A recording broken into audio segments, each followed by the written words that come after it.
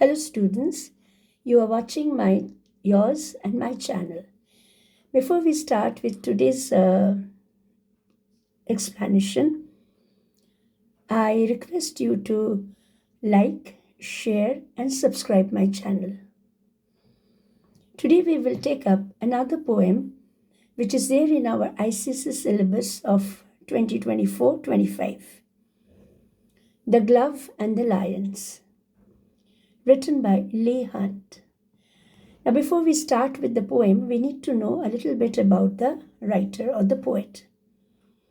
LEIGH, a romantic writer, essayist, editor, critic, a prolific poet, and he was a contemporary of the romantic poets like John Keats, Byron, or Shelley. He was also one of the most outspoken and effective journalists in the age of French Revolution.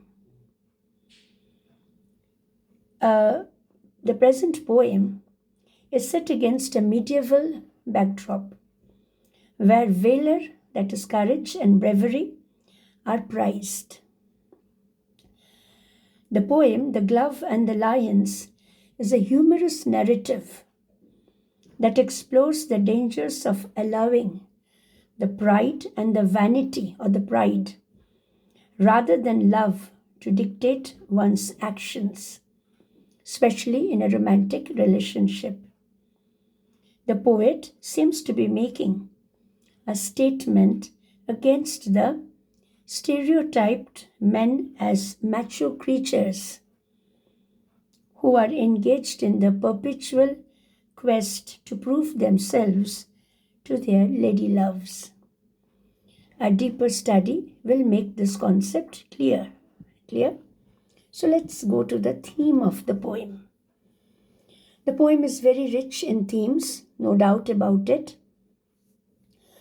One of the main themes of the poem is the idea of bravery and chivalry, which is evident in the Count's courage and fearless attitude.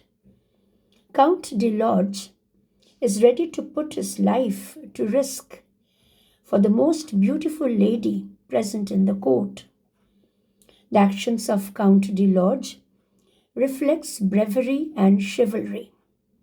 This poem brings into light the themes of bravery, chivalry, and the length people are willing to go to win the affection of someone they desire in their heart. It also puts into light the idea that true bravery or courage can sometimes come with a great risk. The poem also refers to the dangerous play of love that are played in the royal court. Clear? So now let us go to the poem in detail.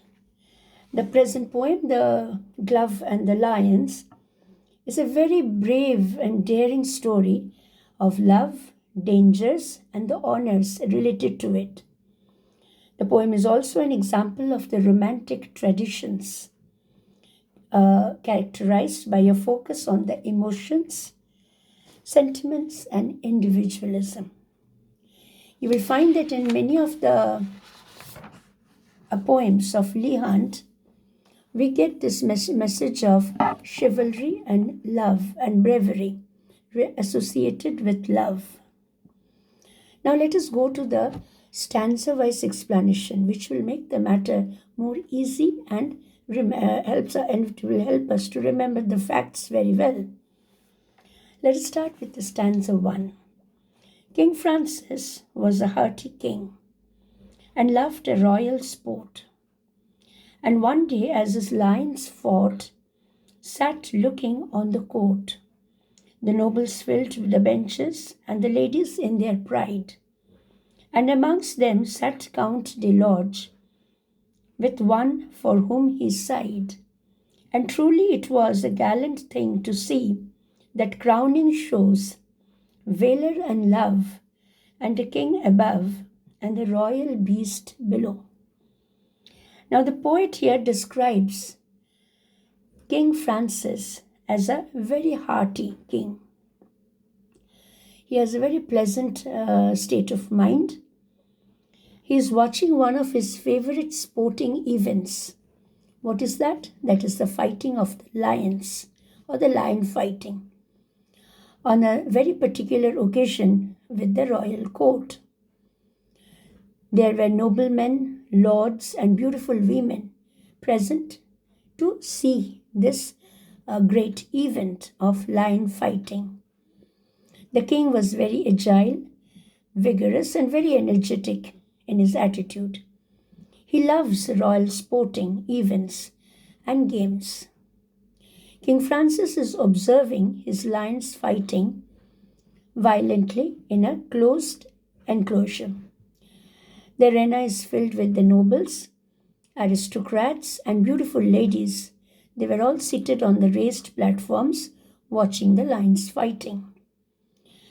Now, among the people, royal people who have assembled there, is Count de Lodge, who has eyes only on one particular lady present there. And he wishes to get the attention of the lady. This is a magnificent scenario. The scene is full of chivalry and bravery and love, with the king holding the court above the wild lions they are fighting below. Come to stanza 2. Rampton rode the lions with horrid laughing jaws. They bit, they glared, gave blows like beams. A wind went with their paws. With wallowing might and stifled roar, they rolled on one another, till all the pit with sand and mane was in a thunderous smother. The bloody foam above the bars came whisking through the air. Said Francis then, "Faith, gentlemen, we are better here than there." The lions, they roar with hideous laughing mouth, and they are very wild and cruel. They are violent. They start to argue and attack on one another. The blows of the lions are very powerful, like the beams, and the wind appears to be moving in a step with them. They roll around on the floor and make a huge confusion. The whole pit becomes a big pandemonium. The lions bit and lock their jaws cruelly. They glare fiercely and strike powerful blows at one another with their paws. They wrestle and they grapple. The lion's pit is filled with the sand and the dust. The bloody foam from their mouth, which is coming out, it just acts like a spray through the air.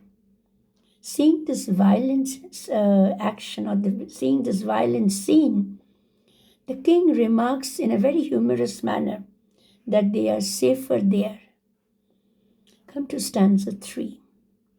De Lodge's love overheard the king, a beauteous, lively dame, with smiling lips and sharp, bright eyes, which always seemed the same. She thought, "The Count, my lover, is brave as brave can be. He surely would do wondrous things to show his love of me." King led his lovers, all look on. The occasion is divine. I'll drop my glove to prove his love. Great glory will be mine. Now here the poet wants to say that the Count de Lodge does not lack in valor or courage, certainly. Is very brave, fearless, and full of enthusiasm. The lady whom Count de Lodge wishes, she's extremely beautiful. Now she overhears the comment of the king. She was smiling, inviting lips, and very intelligent eyes. She has the sharp, bright eyes which always remain unchanged. She thinks that her love, that is Count Delorge, is brave and fearless. There is no doubt about it. But the occasion is very significant as the royal people are present here. The lady decides to drop her glove into the lion's pit as a challenge to the Count de Lodge. She wants to prove that he is loyal to her, and she wants the Count indirectly to jump into the lion's pit and bring out the glove and give it to her. Stanza 4. She dropped her glove to prove his love, then looked at him and smiled. He bowed and in a moment leaped among the lions wild. The leap was quick, return was quick. He has regained his place. Then threw the glove, but not with love, right in the lady's face.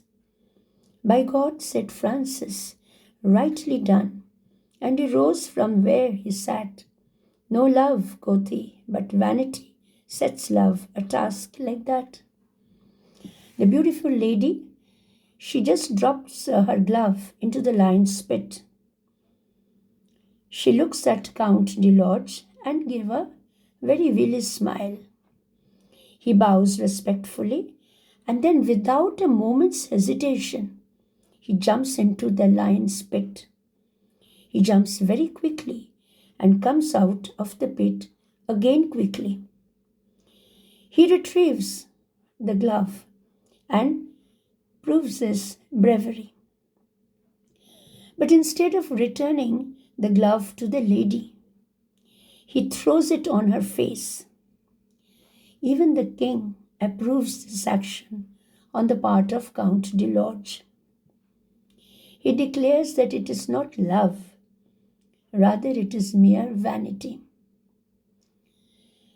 Now, before we go to the technical aspect of the poem, I need to say a few words here that the lady's action towards Count de Lodge was not out of true love. She wanted to test the true love, or she wanted to test the love of Count de Lodge by putting him in a dangerous situation. If you love somebody truly, definitely you have a desire or an inclination to save him from the dangers of life. But here, just the opposite has happened. Okay, now let us come to the poetic devices. The first and the foremost is the alliteration. We all know that it is a figure of speech in which the same consonant is repeated in the consecutive words in the beginning of the words. Alliteration, the first example, ramped and rode the lions. The consonant R is repeated in the two consecutive words, ramped and rode. Personification, again this is a figure of speech in which any non-living things or any abstract things which has been given the stature of human qualities, stature of human beings by attributing all the human qualities to it.